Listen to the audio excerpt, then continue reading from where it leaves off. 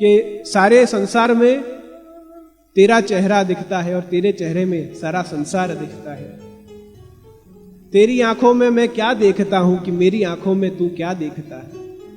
हे प्रभु, ઠાકોરજીની સેવા કરીએ છે, ઠાકોરજી પધરાવીએ છે, તો या तो मैं सब में उसको देखता हूं, જેને મળીએ, જેને જય શ્રી કૃષ્ણ કરીએ, આપણા ઘરે બિરાજતા લાલન, આપણા ઘરે બિરાજતા ચિત્રજીનું સ્મરણ આપણાને થાય।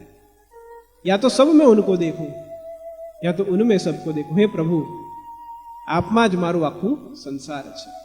तेरी आंखों में मैं क्या देखता हूं कि मेरी आंखों में तू क्या देखता है।